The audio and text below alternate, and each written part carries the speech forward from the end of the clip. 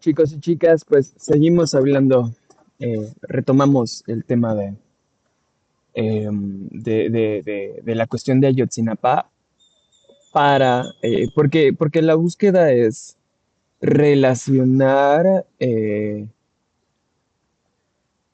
los acontecimientos ocurridos en 1968 y en 1971, así como la consecuente guerra sucia, esta llamada guerra sucia que fue esta guerra civil que se, que se experimentó entre dos bandos de nuestro país, que fue por un lado las guerrillas urbanas y rurales, eh, que generalmente tenían consignas relativas a la revolución socialista, por un lado, y por el otro lado, el otro bando serían las fuerzas paramilitares de, que eran, vamos, ejércitos con entrenamiento militar eh, provisto por el Estado, pero no reconocidos por el mismo. O sea, el gobierno no reconocía su existencia y en ese sentido actuaban de forma ilegal. Eh, ¿Y por qué? ¿Cómo relacionaríamos estos procesos con la contemporaneidad? Es precisamente a través del análisis de los acontecimientos de Ayotzinapa, y en concreto tiene que ver con una cuestión fundamental que es la escuela de la cual venían estos 43 normalistas.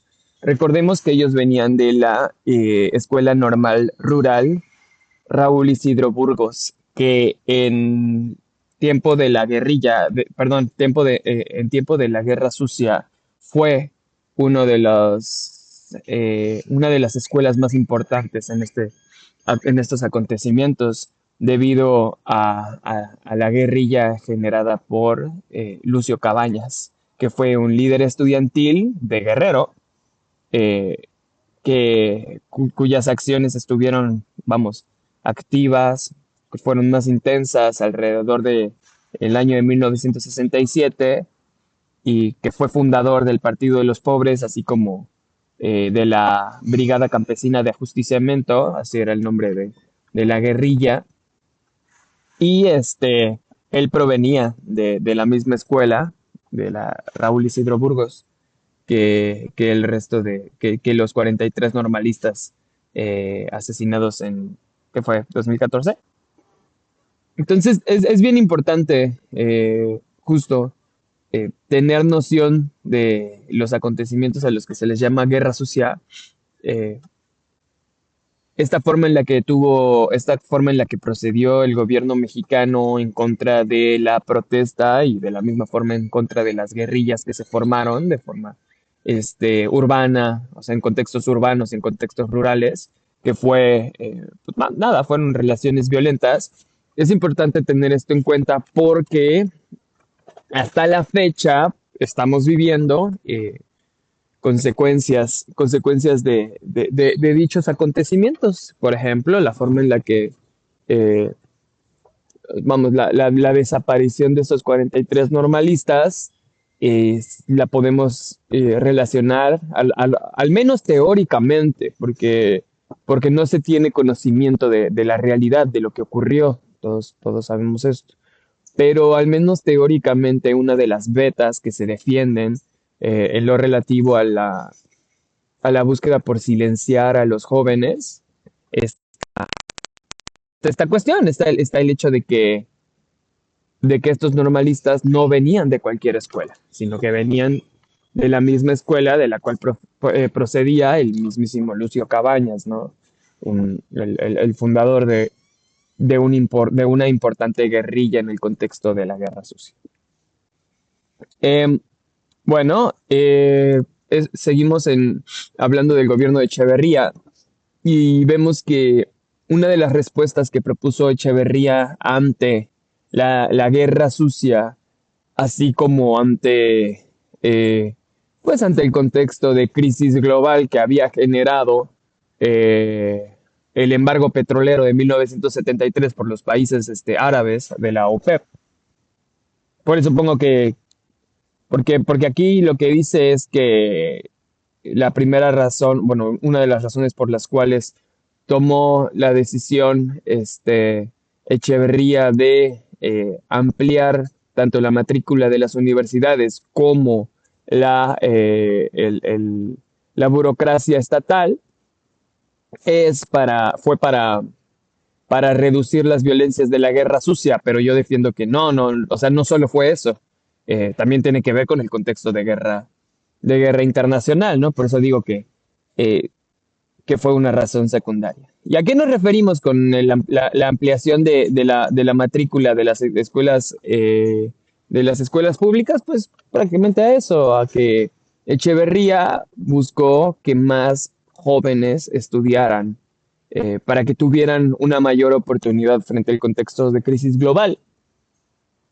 Por cierto, en este gobierno al cual se le llamó el desarrollo compartido, pues justo por ahí va la parte de compartido, y de la misma forma para que estos jóvenes tuvieran más opciones a la de simplemente pues detenerse detener su proceso de aprendizaje al momento de hacerse de un rifle y unirse a una guerrilla, ¿no? Y de la misma forma, aquí está la razón principal por la cual al desarrollo compartido se le llama como tal, está el hecho este, de que amplió la burocracia estatal. ¿Qué quiere decir esto? Que, o sea, quería compartir el dinero que quedaba, Echeverría, para que a los ciudadanos mexicanos no les pegara tan duro la crisis internacional generada por el embargo petrolero. Entonces lo que hizo fue generar trabajo. La cuestión aquí está en que no logró generar trabajo en el sector primario, en actividades de extracción, ya sea, no sé, agricultura, ganadería, en el campo, por ejemplo. Tampoco logró generar trabajo en la industria, en las fábricas. Apenas logró generar trabajo en aquellas empresas que dependían del gobierno, así como en las secretarías gubernamentales. Entonces, por ejemplo, los afiliados al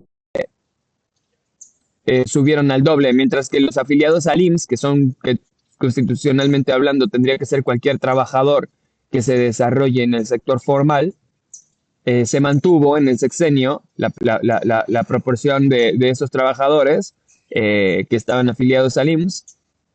Noten cómo subió apenas un 0.5% en 6 años, de 24.3 a 24.8. Los trabajadores afiliados al ISSSTE, que este es para trabajadores del Estado, para la burocracia estatal, se duplicaron.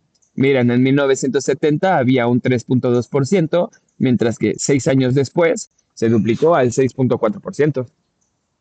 Entonces, esto muestra cómo se aumentó la cantidad de trabajos, de empleos generados en dependencias gubernamentales. No sé, la Comisión Federal de Electricidad, que en este entonces supongo que se llamaba Luz y Fuerza, pues nada, se generaron más trabajos ahí, más empleos.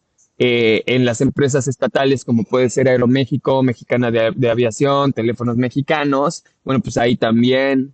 En lo relativo a petróleos mexicanos también se amplió la cantidad de empleos disponibles. El libro defiende que esto se hizo sin una correcta reforma, vamos, económica, por lo cual, por lo cual el dinero que se repartió, pues ya no se pudo recuperar, ¿no? O sea, si bien sí que fue compartido el crecimiento, el desarrollo, bueno, pues la cuestión es que no fue desarrollo, no hubo desarrollo como tal, sino que tan solo se estaba intentando soportar una crisis internacional. Y esto, bueno, en corto tiempo supuso un problema más, el hecho de que habían muchos trabajadores, pero muy poco dinero. Aparte de que esta eh, extrema burocratización del gobierno hizo que los procesos gubernamentales se volvieran más lentos. Esto es una de las críticas principales que tendrán